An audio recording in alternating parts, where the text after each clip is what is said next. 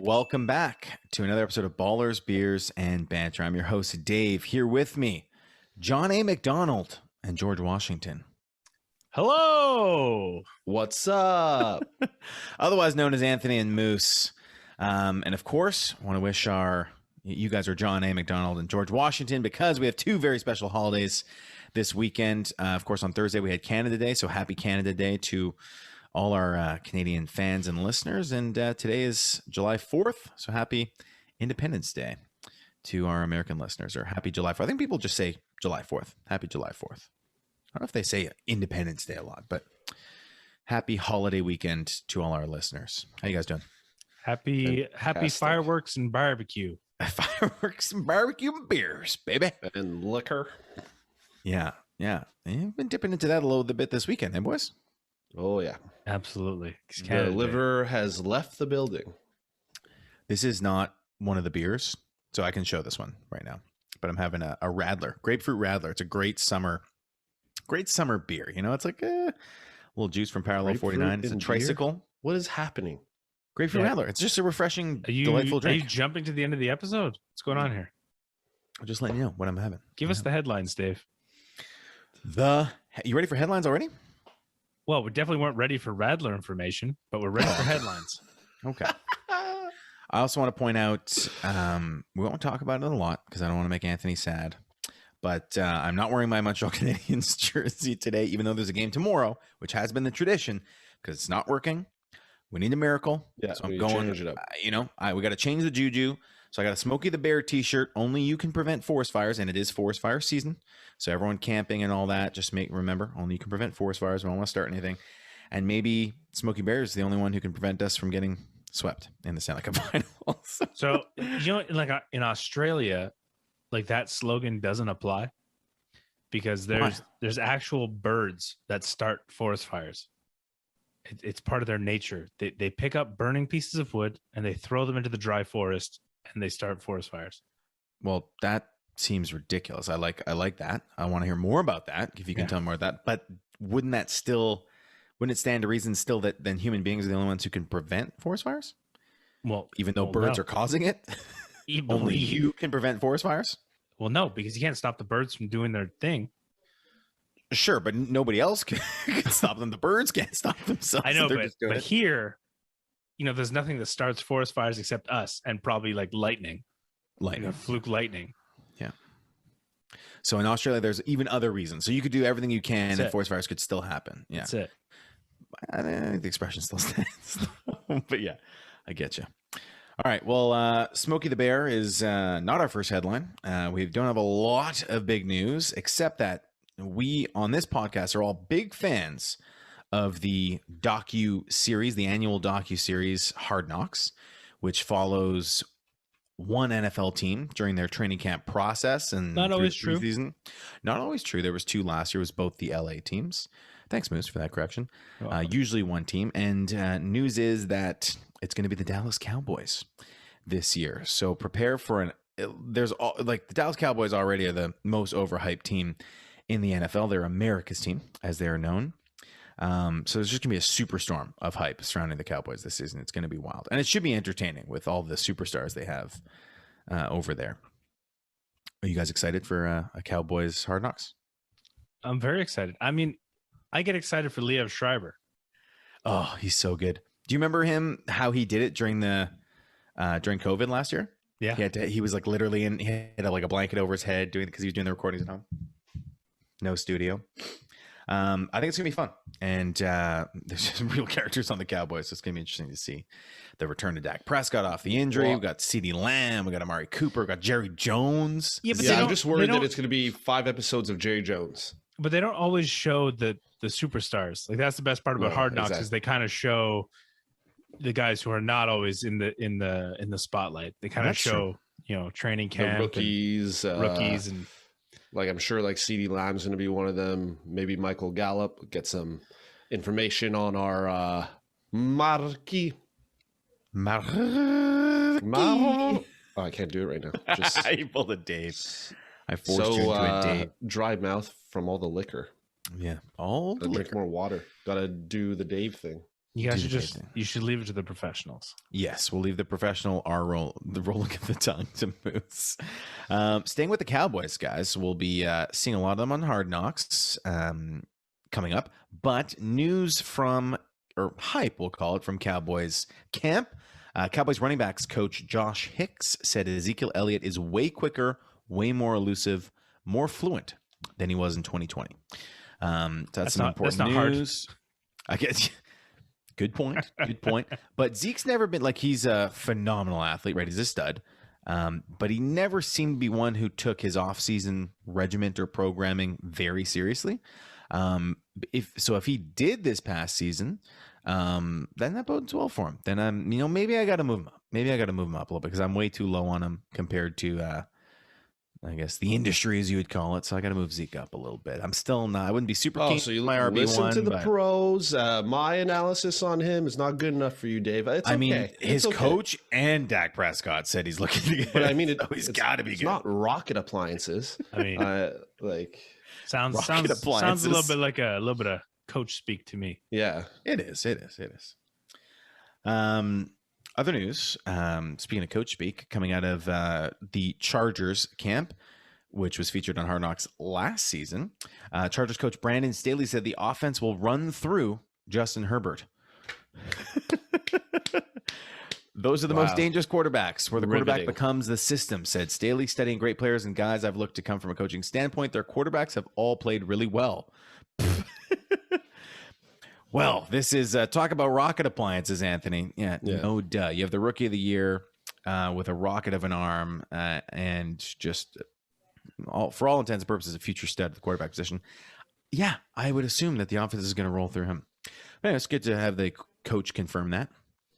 So we know Herbert, Keenan Allen, I'm high on those guys. Mike Williams, Anthony, heard you were offered a trade for Mike Williams in our Dynasty League. I have declined it.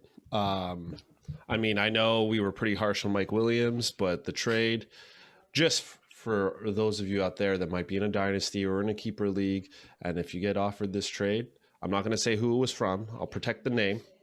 I know, but it was Tariq Cohen for Mike Williams. PPR. I'm not going to do it. Mike Williams, it's a dynasty league that we're in, that I have Mike Williams. He's young.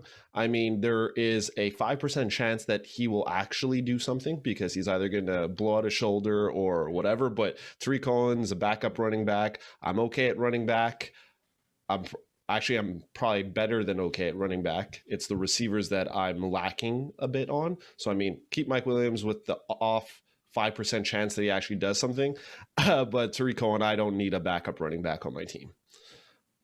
So, fair. I mean, for me, in my situation, not down with the trade. Okay. So you're not changing your opinion on Mike Williams, though? No. Still low on Mike Williams. Okay. Moose? But I mean, a guy to keep on my bench, like drafting rookies this year, I'll see what rookies I get. And then, if I'm overloaded on receiver, I might dump him after. We'll see. There you go. I'm sorry, what's the question? If you were changing your opinion on Mike Williams, or would you do that trade, Mike Williams for Tariq Cohen, PPR league, dynasty? No, you would keep Mike Williams. Yes, although Mike Williams, I'm not thrilled about him. He will be more fantasy relevant than Tariq Cohen. I think in PPR, I think it's a fair trade. Like, you got to think of Tariq Cohen before the injury, and specifically 2 or 3 seasons ago, where he just dominated in PPR leagues. So, I don't know. Something to consider. I think it was much further back than that. Yeah, no thanks. Maybe. It might have been.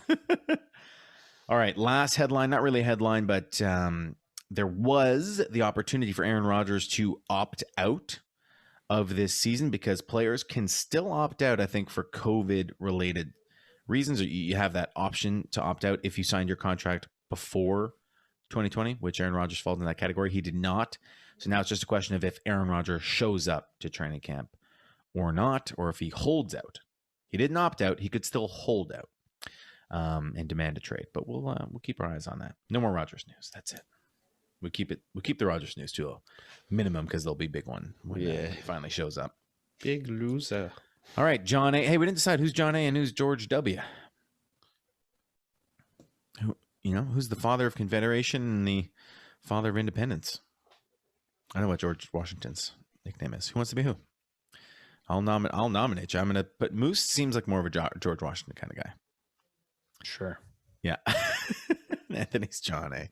All right. Well, George and John A. We're gonna get into our main topic of discussion. Whoa. We got one more headline. Oh, sorry.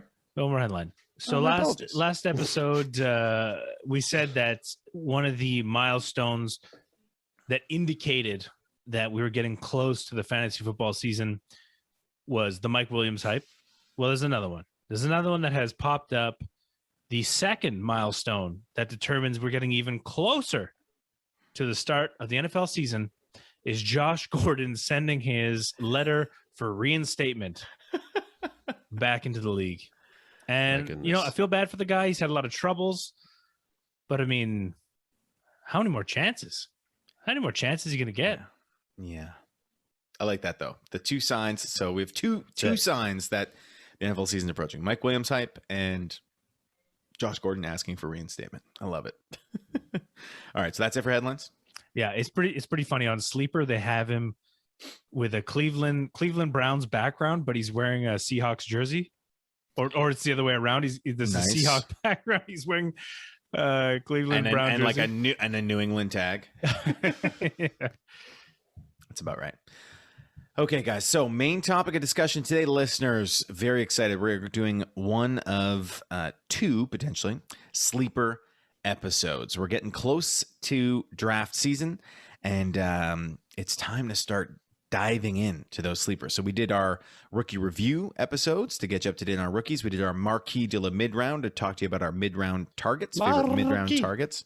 Thank you, Anthony. A little better. And now it's time for our sleepers. We are going with a loose definition of sleepers. A lot of fantasy professionals and fantasy analysts will say sleeper has to be, I don't know, post round 10 or undrafted or a certain ADP. Really, sleepers are, as Moose likes to describe it, someone that people are sleeping on. So someone that people are not paying attention to or not hyping up or not valuing. Someone that's a little bit more quiet in terms of the hype and the news.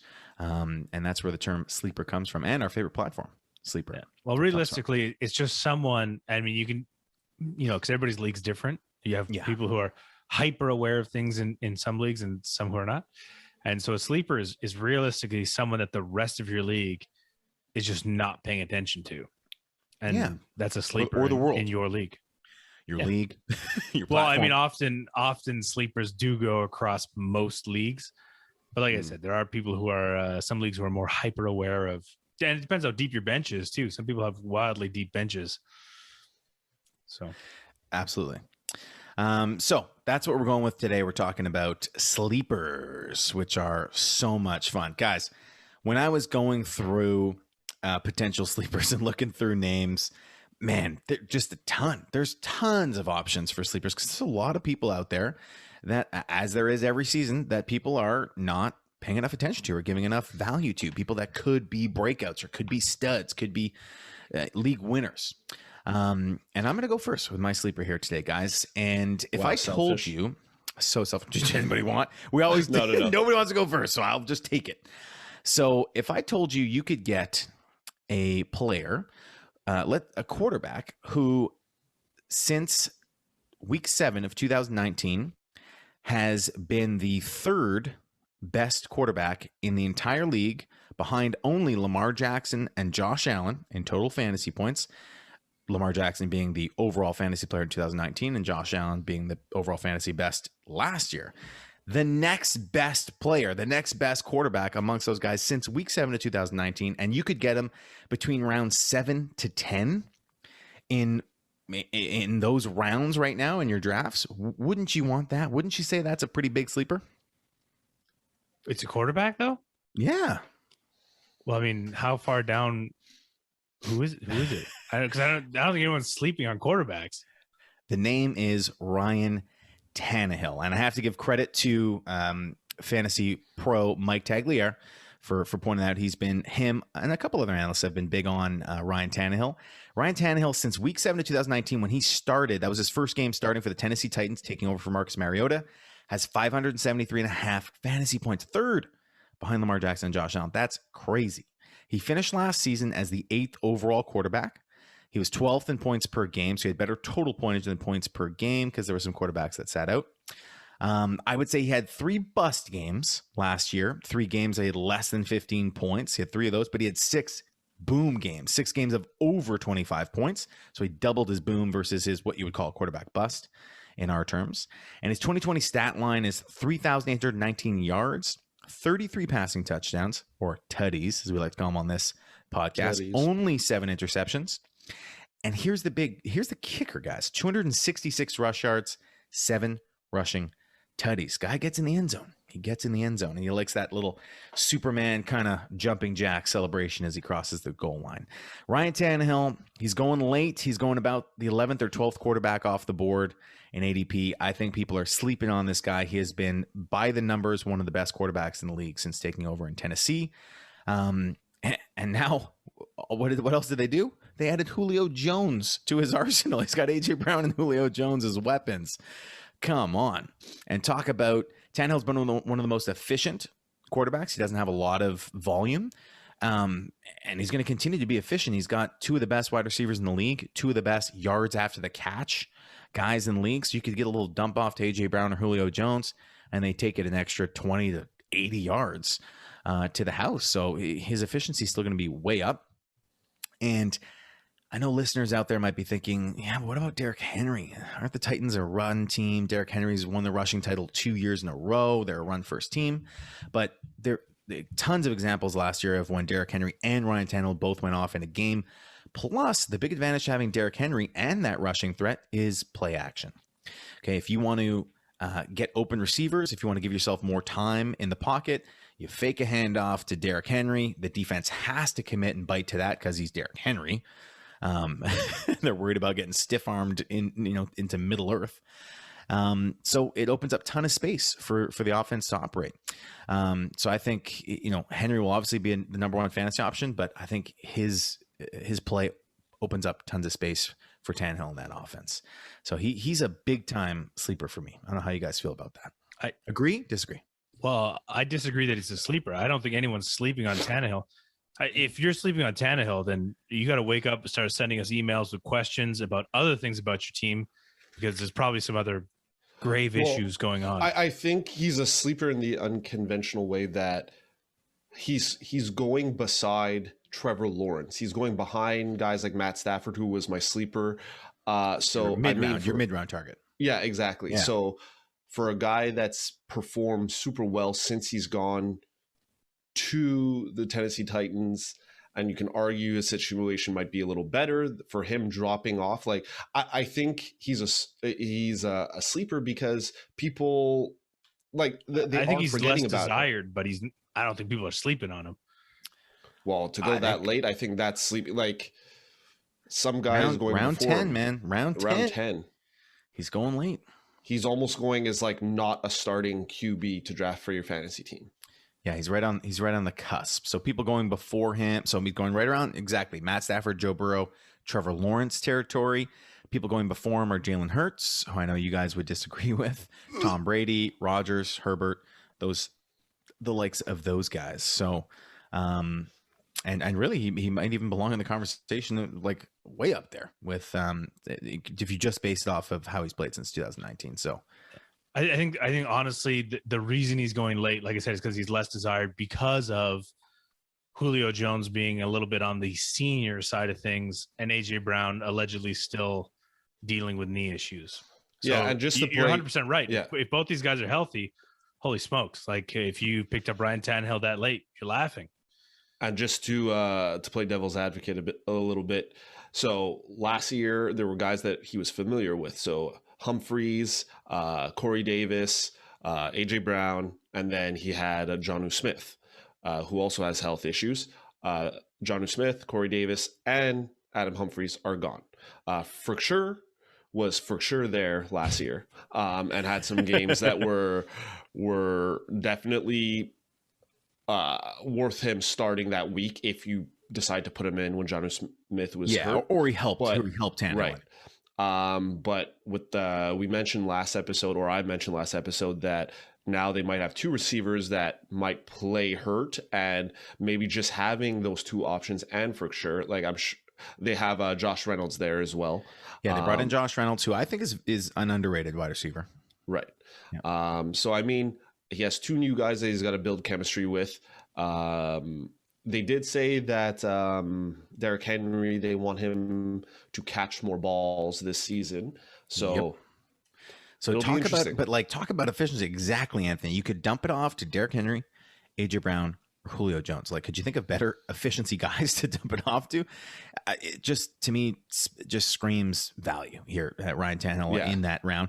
And we're Anthony and I, anyways, are advocates of waiting a little bit on QB.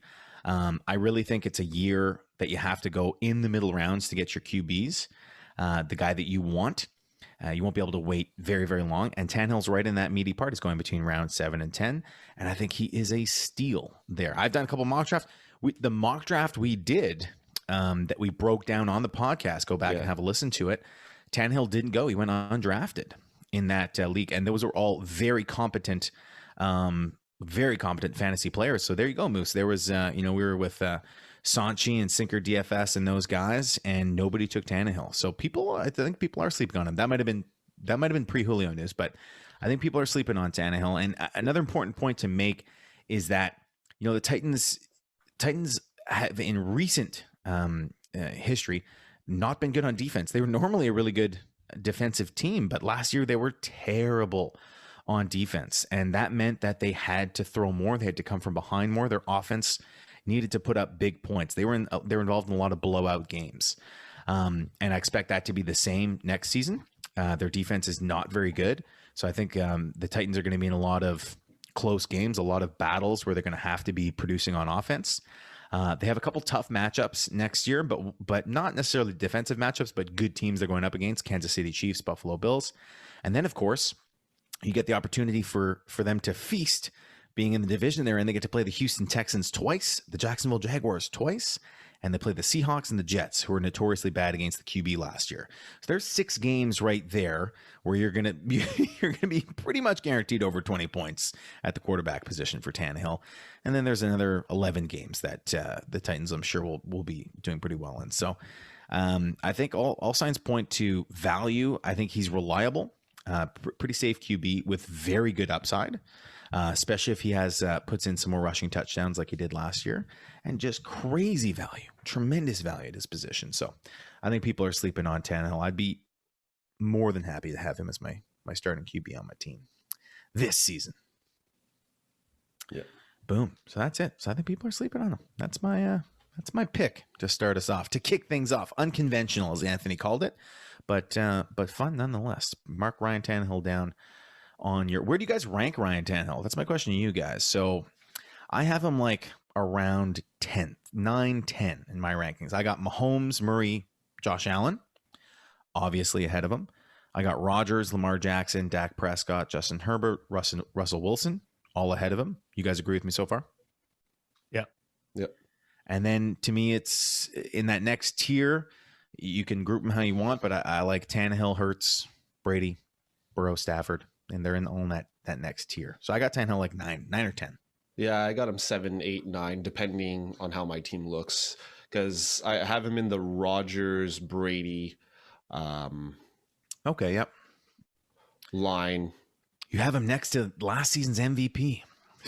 Yeah, but I mean, yeah. Here's the thing. So people have these players, or let's specifically talk about quarterbacks, drop off due to certain reasons. I don't know why him specifically has dropped so low compared to how he's played. But like a guy like Brady, yes, he's going to be super popular now because he had such a big year. But he, at his age, we don't know when it's going to be the year where you have that massive drop off. But like in a 12-team league, you almost have him like undrafted. Right. You have him beyond 12. So realistically, in a 12-team, I have him. No, Anthony, I have him in the top 10. Tannehill. Yeah. Yeah. We have him in the top. I have him set as 10th.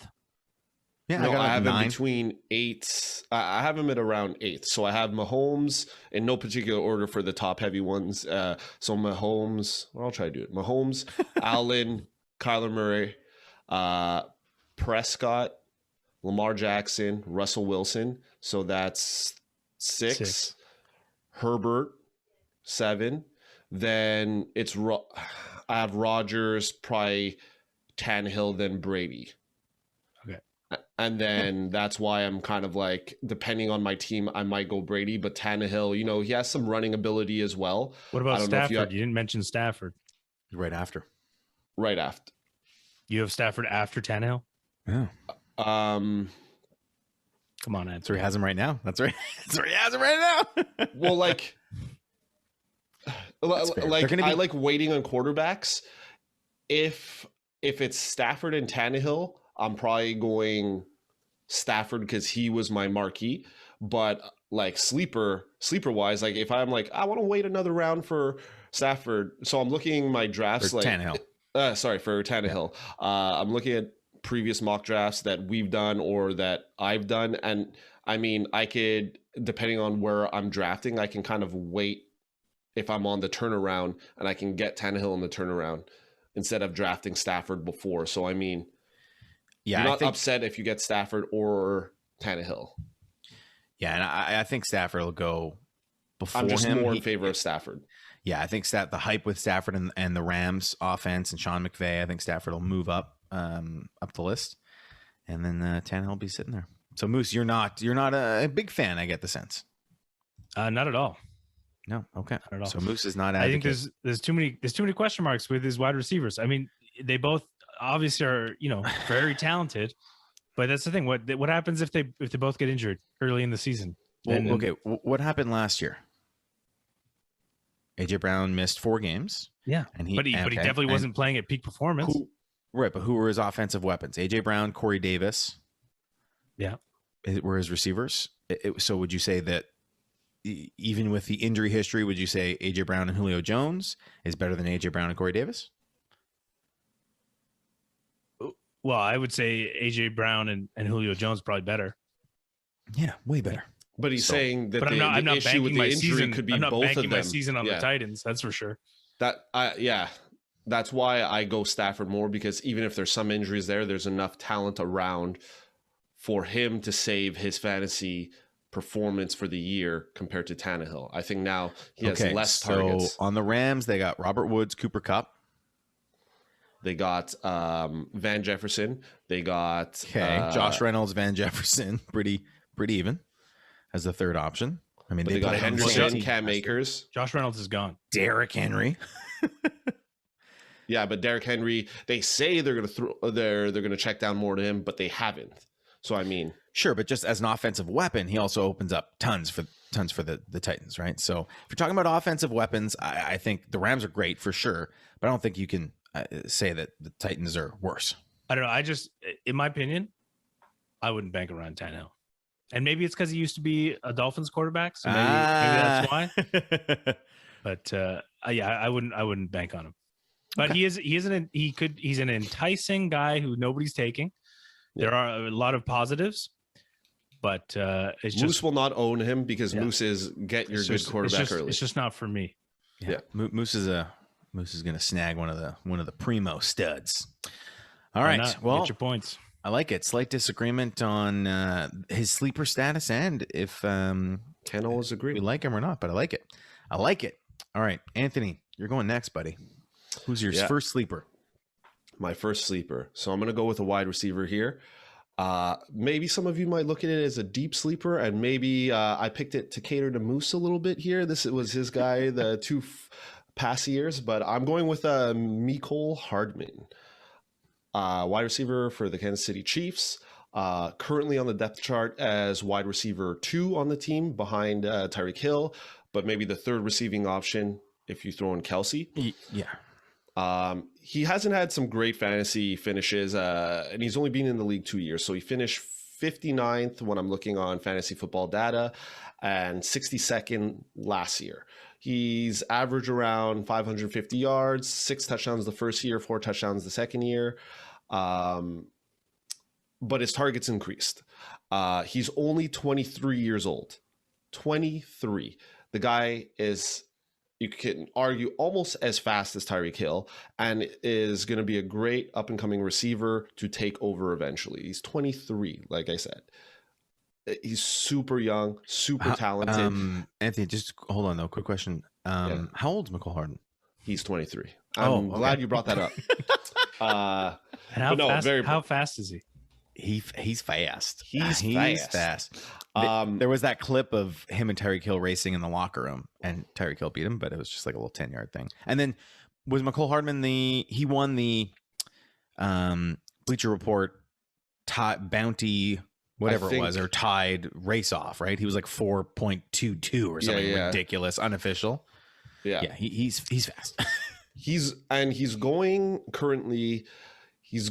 between rounds 12 and 13, like almost at the back half of your draft when you're, people are thinking of taking kickers and defenses. I think this is a guy you have to have as a late round pick because he's on a high powered offense. We talk about the Kansas City Chiefs endlessly and just how there's so much potential, like even with people that are like low on a guy like Clyde Edwards-Helaire, it's just like, be patient. This team is always going to be a contender. They're like the new Patriots, except they probably won't win as many Super Bowls, but they're always going to be there. They're always going to be there because they're going to score a lot of points. Mecole Hardman is the second wide receiver. If there's an injury to Kelsey, an injury to Tyreek Hill, and we don't wish for injuries, but injuries are always a thing, he's going to be the guy.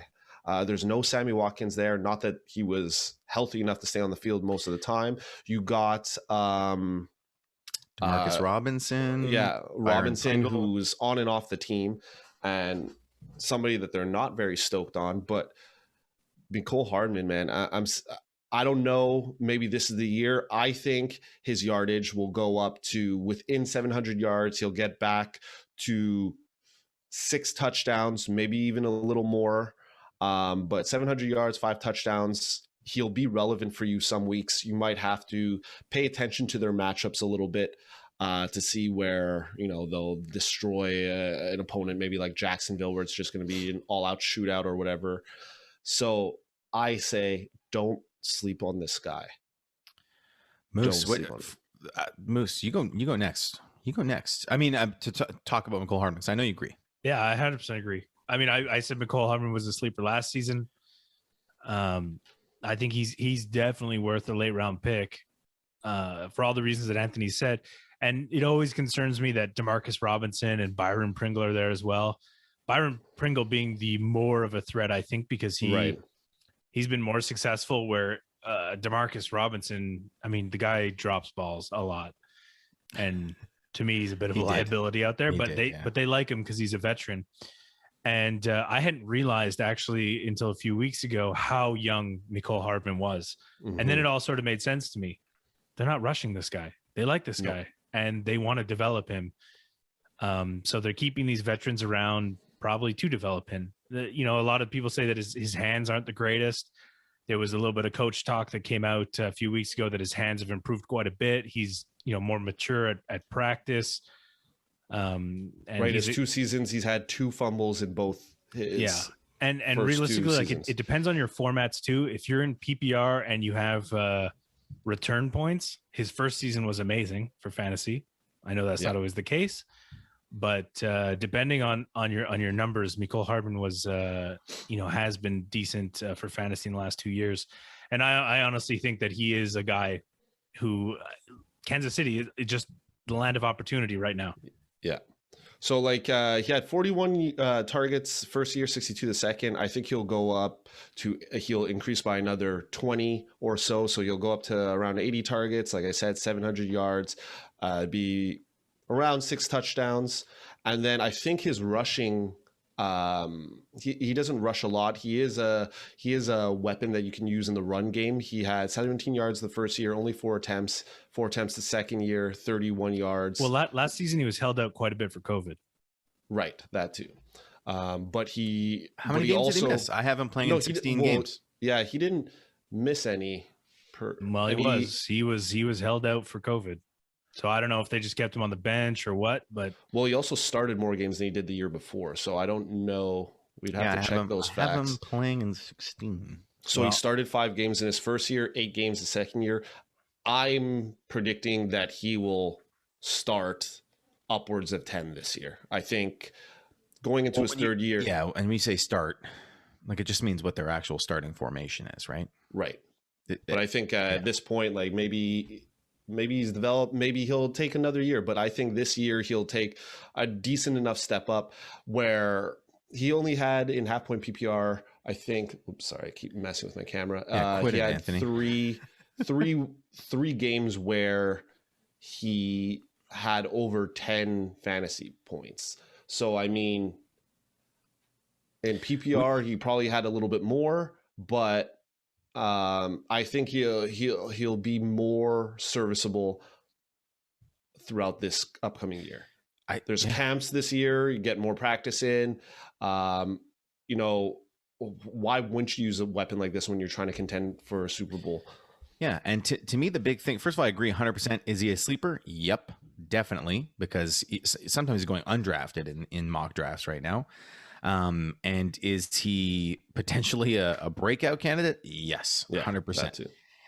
Sammy Watkins, it's important to mention that Sammy Watkins is gone, and you might think like, Sammy Watkins wasn't really featured that much. Sammy Watkins, he wasn't, he's injured and whatever, but he was their third receiving option after Kelsey and Hill. It was Sammy Watkins. He's gone. He's not even there. So, and he's leaving 55 targets. He's taking 55 targets with him. Sammy Watkins is. So you got to figure at least half of those are going to Mecole Hardman. So I think your projections of 80 targets are exactly right, Anthony. I think that's a fair projection.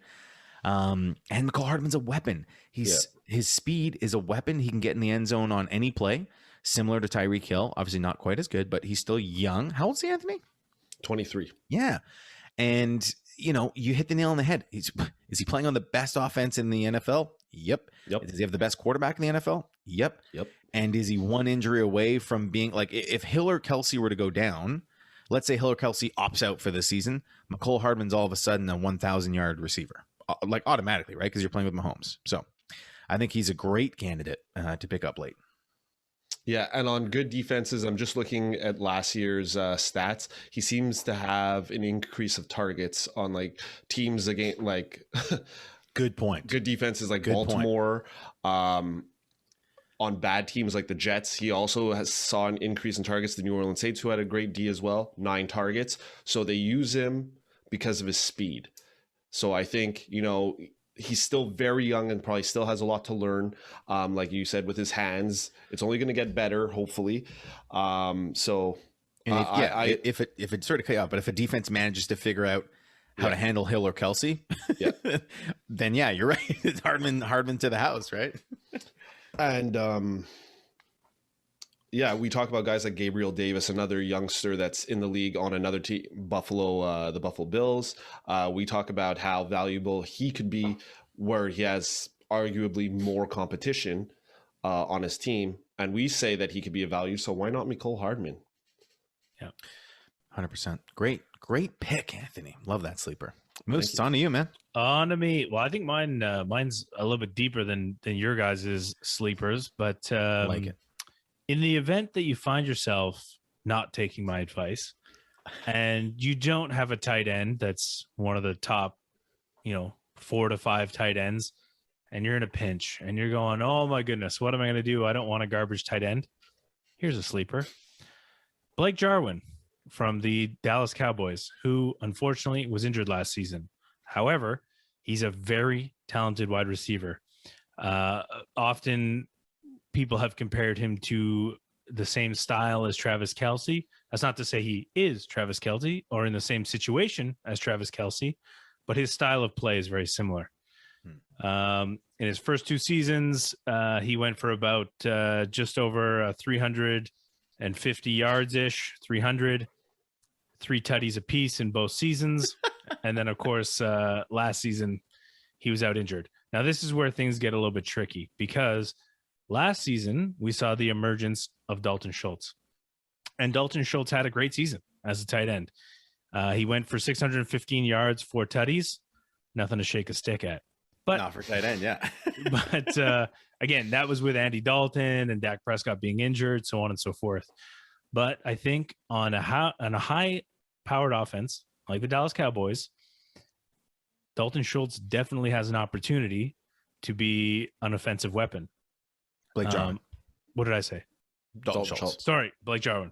They both do. It's but because Blake I'm Jarwin. looking at the Dalton Schultz sheet. Blake Jarwin has the opportunity to be a fantasy football weapon. And I think people have forgot about him because, last season he wasn't there. So everybody gets super hyped up about those 4 top guys. And then everybody's sort of scrambling. Oh, who am I going to take next? Who am I going to take next?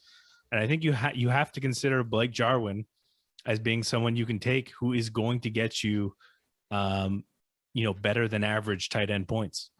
And when you consider that most defenses are going to be thinking about CeeDee Lamb, Amari Cooper, Ezekiel Elliott, one's to assume that Blake Jarwin might be often more open down the field. So he could be someone exciting. Moose, I have to agree with you 100%. Definitely a sleeper. He's going. You can get him at the end of your draft. If not, there's not much competition for him unless there's someone else who's been listening to our podcast. So be aware of that. I actually took him as I waited on tight end last year, missed out on the top guys, and I took him in our main league with one of the last picks in our draft, thinking I got myself a sleeper and a steal at the tight end position. Of course, he ended up getting injured and I didn't get to use him at all. And I was scrambling all season for a tight end.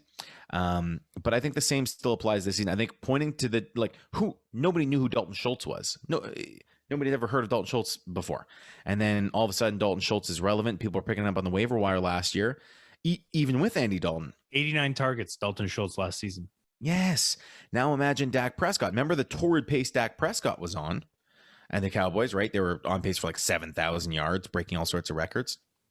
They're going to be, they're a safe bet to be over 4,500 yards, probably 5,000 yards passing, right? So you probably want to get a piece of that offense. And I think Blake Jarwin's a great pick.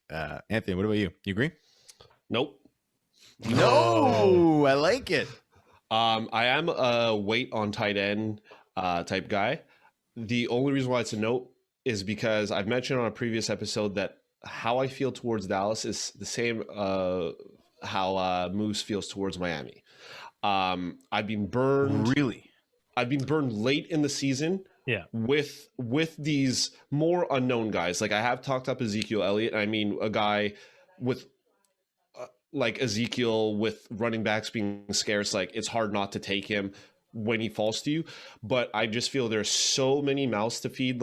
I took advantage of when Blake Jarwin went down. So I wasn't a believer in Blake Jarwin last year. I thought he was a hype train type guy.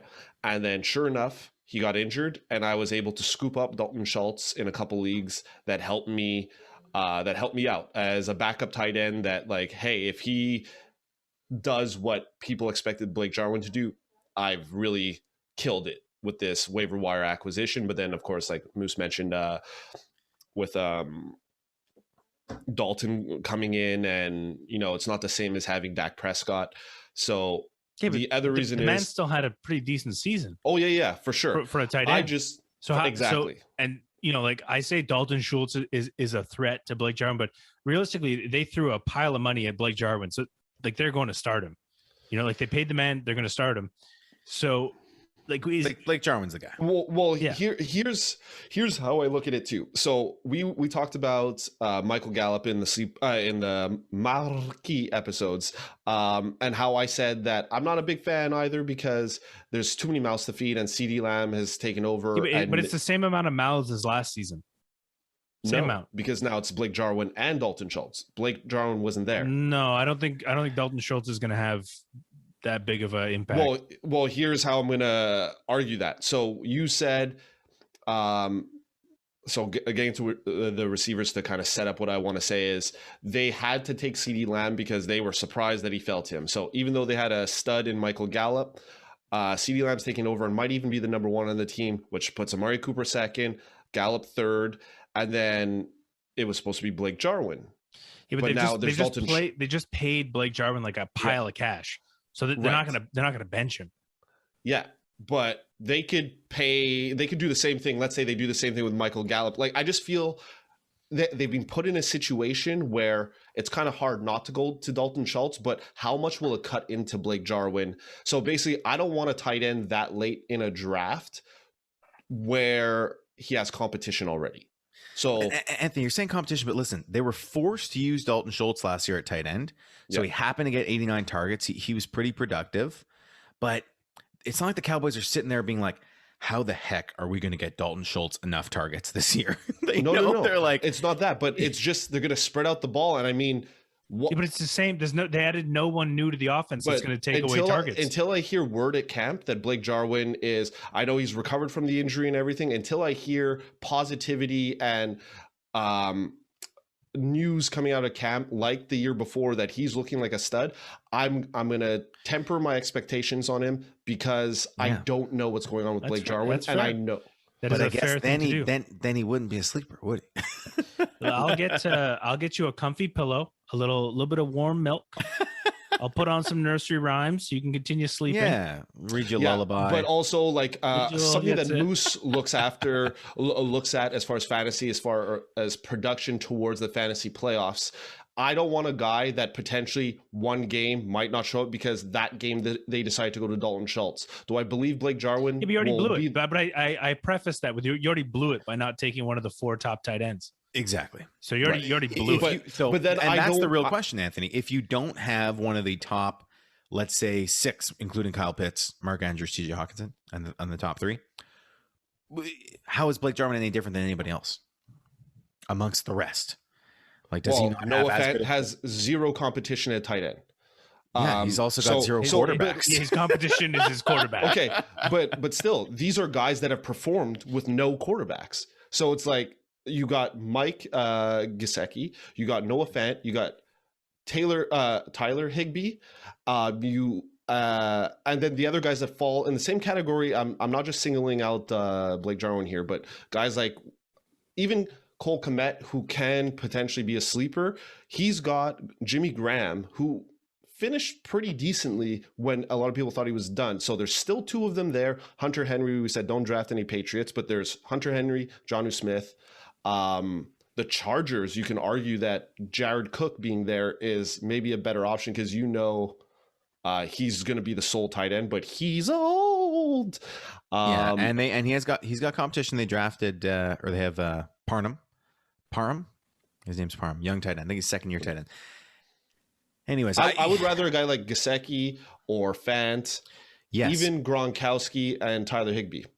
But the good news is with Blake Jarwin, you can get him with the last pick in your draft or second last pick in your draft. Gesicki, you'll probably have to go fairly early. He'll be a mid-round guy. So will Fant. All those guys you mentioned, they're ranked higher and they'll go higher in your draft. So. Yeah, it's. But the best part is knowing very minimal about Dalton Schultz last year. You still picked him up, so point in case. Yeah, well, just as case in point. Because, and I'll say again, I wasn't high on Blake Jarwin because he was a hype train guy. In my opinion, there was no evidence that he was gonna the hype that was around him was just surprising to me. Enough for you. Well, there was no information to guarantee him, taking a leap because it was the same year, team. 36 targets, 2nd year, 41 targets. What was his finishes? Probably not even noteworthy. No, but we know it takes tight ends longer to come into their own, specifically because they have to block. But it's Dallas. I don't know. know. Kyle Pitts has no NFL record. Yeah, and he's going 6 overall. There's hype around it. Like there's actual performance. Like he's straight out of college. We've seen the performance from him. He's supposed to be the next. But we know that college is not the same as the NFL. And the evidence for the Blake Jarwin case is really, I think, is in Dalton Schultz's performance last year and is in the Dallas Cowboys with Dak Prescott. The Dallas Cowboys are the perfect storm. Their defense stinks. Their offense is amazing. It's, again, they're pacing. They're going to break an NFL record for pass yards. Yes, Andy Dalton was there, but Dalton Schultz finished 17th. Tyler Higbee with Gerald Everett there finished ahead of him. Hunter Henry finished ahead of him. Eric Ebron, who Moose says is terrible, finished ahead of him. I just think there's too many mouths to feed. And on Dallas, it's not that Blake Jarwin isn't going to get targets. I just think you don't know when he's going to kill it. So that's my thing, and I don't trust. Which is and fair. Dallas has screwed me in the past, so I'm not going to take the risk on Dallas. But it is, you're talking about, this is the reality for all tight ends besides those top elite ones, right? Is that you're not sure when they're going to get you 4 points or 14 points. Yeah, all those It's names just you reality. listed could also just be sleepers themselves, actually, because they're usually sleeping and they wake up for like 2 games and they go back to sleep. I thought you said it was people who sleep on the players, not the players sleeping themselves, Moose. We've been over this, but I think it works both ways. All right, well, some heated debate for our first sleeper episode, guys. I like it. Listeners, you decide. Blake Jarwin, Mecole Hardman, and Ryan Tannehill. You decide if you would take them, if they're a sleeper or not. But if they're sleeping if people are sleeping on them in your leagues, then they might be worth a look at. Anthony, I think you got to get ready for our next segment here, bud. So drum it up because it's time for They Said It On Reddit. All righty. What is this new addition? To what? This gun sound. All right. Moose never likes anything I do. It's got to be the same, always the same. Exactly. That's it. That's the beauty of it. We should just Repetition. record it. All right. So we decided to go with this one because our main league is a half-point PPR keeper league. So this guy, user Quicksilver Kid 13, needs some advice from my keepers, 0.5 PPR or half-point PPR. I'm a little torn. I can keep 2 players and have 3 worth keeping, but can't decide between them. 2 are my keepers from last year. Can keep them 1 more season, he believes. Lamar Jackson, Aaron Jones, and Antonio Gibson are the 3 options. It feels like the obvious choice would be Lamar Jackson and Aaron Jones, his keepers from last year. Lamar is a set it and forget it player, and AJ, Aaron Jones, is typically a top 5 to 10 fantasy RB capable of 30-point weeks. However, the double RB keep is tempting to be able to focus on other positions early in the draft. Also tempting to go Lamar Gibson, since Gibson might have a safe floor and the ability to keep him next season as well. Any advice on what I should do? You keep the 2 running backs. So Dave told me to ask him if they lose a draft pick picks. How does the what are the no, rules? it seems like he plays like we do. We don't lose any keepers. We're just taken out of the player pool and added to our teams at the end of the draft. So I guess to answer your question, the final 2 rounds then. Sure. Okay. So like us, we lose our first 2. He loses the final 2. You keep the 2 running backs. The same. Yeah. However you want to think about it. So they're not taken at a specific round. It's just you keep 2 players and then the draft starts from scratch with the remaining player pool. So Moose, you're advocating to keep the 2 running backs out of Lamar Jackson, Gibson, and Aaron Jones. Yeah. Oh yes, 100%.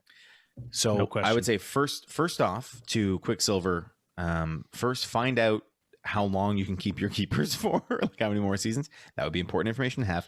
Second, well, I think he can most definitely keep it for this season. He just doesn't know how long. Right. Yeah. Well, yeah, that would be the point. Yeah. We know he's going to keep him for this season. So I would find that out. 2, you got to know your league. But there's no situation where he wouldn't keep them for this season. That's the whole point of keepers. No, because he asked the question. He's like, I believe I can keep the same 2 keepers for at least 1 more season. So let's just because it also affects it, because I believe Antonio Gibson is going to continue to get better. Anyways, I agree 100% with Moose. You take both running backs, Aaron Jones and Antonio Gibson, because that would be a great start to a regular redraft, non-keeper.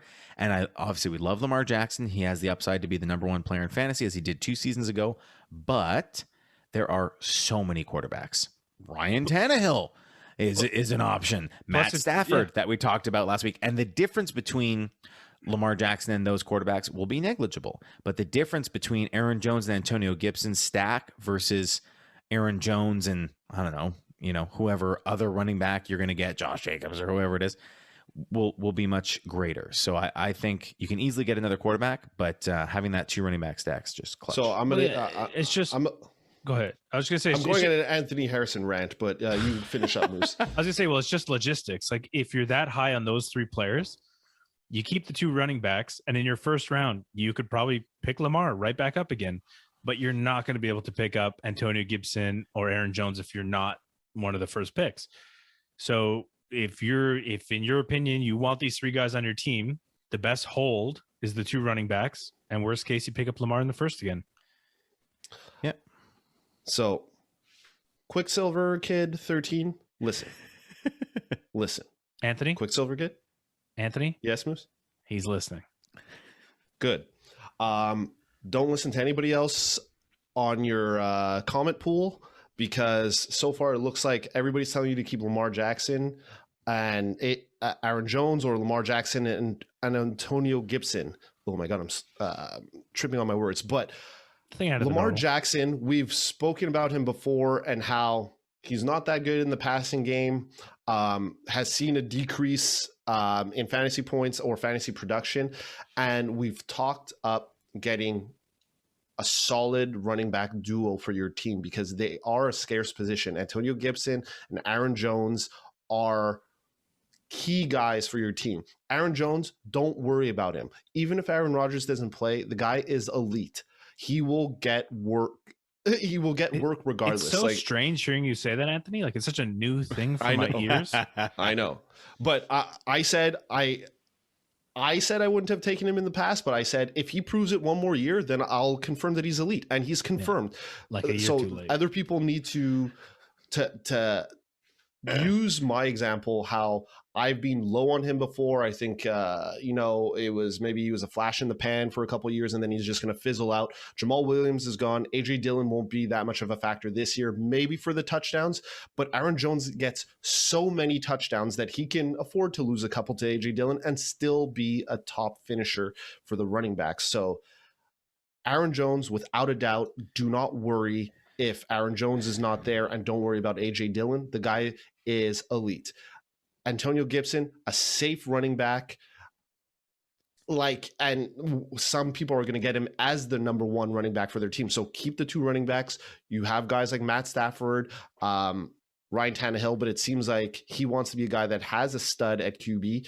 Take a QB with your first pick after you keep First, those two. Second, yeah. You can get a better one. Lamar Jackson, yes, amazing with the running, but with the passing, it's sketchy, and the situation didn't really get better. To bring Moose's point home of logistics, as he called it, Aaron Jones is on average 9th off the board in half PPR. Antonio Gibson, 12th off the board in half PPR. Lamar Jackson's 40th on average right now. So you can still keep the two guys that won't be there, and then you can get him. Worst case scenario, you don't keep Lamar Jackson. He goes back to his amazing season. He's the best quarterback in the league, overall best fantasy player in the league.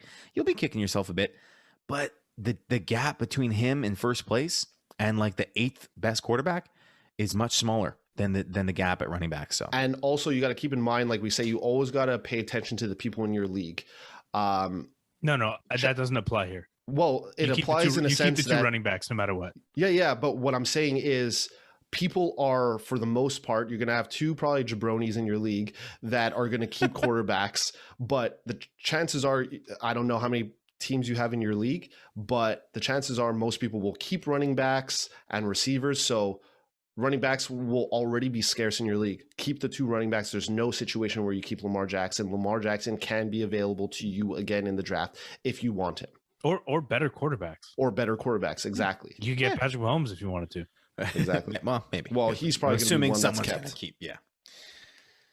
All right. Is that it? That was a great Reddit. Yeah. Thank you. Thanks, Anthony. All right, guys. Not only is it Independence Day today, but it's also the first Sunday of the month, which means it's time for Uncle Nick's Picks. And it's Uncle Nick's Pick of the Month. Pretty excited. This next selection comes from the Saguenay region of Quebec, a fine black oatmeal stout called La Gigonne Nitro from La Voix Maltais. There you go. There's the can if you're looking on YouTube. La Voix Maltais, this is the name of the brewery. It's the first microbrewery in Quebec with a culinary approach to beer, offering an elaborate menu in which the ingredients of the brewing process are reused in the kitchen. They are located in Chicoutimi with a unique atmosphere, marked flavors, and quality beers that go perfectly with the dishes offered. It is also a production plant, bottling several varieties of beers available in cans throughout Quebec. La Gigonne Nitro is a black and creamy nitrogenated stout with a great mouth feel. Roasted barley grain inspires aromas of coffee and dark chocolate. And I'm going to do the first live tasting, I think, of a beer on the podcast. Oatmeal. I don't think I've ever had an oatmeal stout, guys. I'll be honest with you. So what's surprising to me with this one, oatmeal stout. I like that. It's a I'm little. not kidding. I like oatmeal this. stouts are usually a little heavier. This one is a light beer, so it's a little different. I'm not a oatmeal stout kind of guy. I'm not a stout beer drinker, but It's smooth. I'll give it that. yeah, it's smooth. But Yeah. the oatmeal is not for me. But it's I don't a even very taste smooth. the oatmeal. It says you're supposed to have smooth it light very, beer. very cold, like 4 degrees Celsius. Mine's been sitting here the whole podcast, and I still like. Excuse me, I still like it. Moose used to be a big stout guy. Used to be a big Guinness guy. You don't. You know what I mean? Yeah, Hints of but- Guinness. Guinness is like Patrick Mahomes. It's in a tier of its own. Okay. I don't know. I like it. I like it. It's going to be on the stop. Going to be on our brewery tour, right? When I come visit. Actually, I brewery took a tour. sip of it cold at the start of the podcast, and now drinking it a little warm. It actually there's a little bit more of a taste, and it has less of the light feel to it. So I like it a bit warm. It's very smooth. I think that's a Yeah. selling point because some people don't like the hard Thick, carbonation yeah. of some beers. So if that's the case, I mean, it's very, very smooth. I like the hints. I like the hints of dark chocolate that I'm tasting in there. That's me. I don't mind the different flavors. I like lots of different styles. You guys are you you're drink less so on the flavorful Friggin' beers, but this is great. pamplemousse in your Little tricycle grapefruit. cider. I also thought the tricycle cider was cute because like we're like a tricycle, the three of us, right? Holding people up on their way to riding towards fantasy championships. We're the That three was a wheels stretch. that will hold That them was a up. stretch. What? 3 people, 3 tires on a tricycle? Come on, man. Tricycle, it seems. Guys, to get into, we're done with the beer segment? I think so. Yeah. Okay, yeah. To get into our pop culture segment, as we discuss in the end of the episode, I took a chance on the new Chris Pratt movie on Amazon Prime. Don't say anything. Oh. Don't say anything because I want to watch it. Oh, this was rated badly by everyone. I'm not watching just really? because of the ratings. It Can I got, just like, tell you if I 3s liked it or not? and Here's 4s. just. I'm not going to Just spoil do it. anything. Just do it with a face. Just give us a face. So Give us it's the called face. it's called The Tomorrow War, and I'm not going to give just a face because not everyone's watching on YouTube. No, but right? give a face and then explain your face. Okay. Oh, okay. So That's not good. It's terrible. It's a terrible movie yesterday. It's a terrible movie today, and it will be a terrible movie tomorrow. The Tomorrow War. It's too bad because the That trailer, should be the trailer title. always pops up when I'm watching the X-Files, and I'm like, oh, it looks like there's something good to watch. Yeah, and that's what I said too. And then I saw the ratings, and I was like, maybe like other people will rate it better than maybe this site, and it was just bad all the way through. You know what I'm gonna do? I'm gonna wait till one of those afternoons where I'm like a little bit tired, but not really. I'm just gonna pop it on and fall asleep watching it. Yeah, I mean, there may be some loud noises and stuff, but and listen, I love Chris Pratt, big fan of Chris Pratt, and he was fine. His performance was great under the circumstances, but yeah, it's bad. It's a bad one. Don't waste your time. Speaking of Chris Pratt, the new Jurassic Park movie is due out in December, I think. Oh, all right. Well, that's Ooh. one. That's one that'll be better. Yeah. Have you guys watched anything cool lately?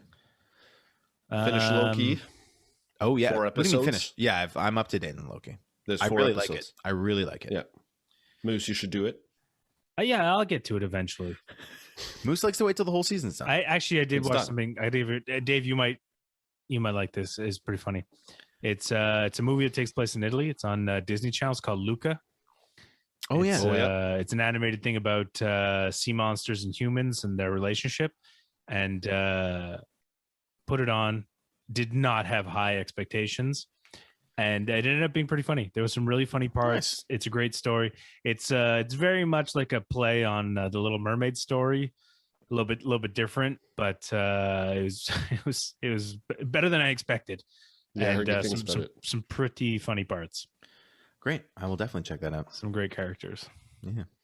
Speaking of Italy, we've got Italy in the semifinals of the Euro Cup and England in the other semifinal. Could be an Italy-England Euro Cup final there, Moose. Yeah. Classic. I'll have to take up time in our podcast to talk about it. Yeah.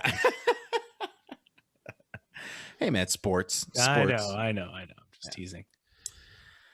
All right. Anything else, guys? That's it. Words of wisdom, signing off. Put your best gut forward. If it's between 295 and 315 Kelvin. Oh, I just want to shout out people on that note. I I also some want to peop- shout out people on that note. Seriously. I don't know if he's being sarcastic. I'm not. I know you said I'm not. seriously, but I'm not being sarcastic. So I saw some of my buddies on Instagram that are out west, with your heat wave and unfortunately all those deaths that happened. People And the were giving fires. away free, like if they've had extra AC units, they were giving them away for free and not charging people. So I want to say Nice. good job to those people. Like, way to be a good, decent human being.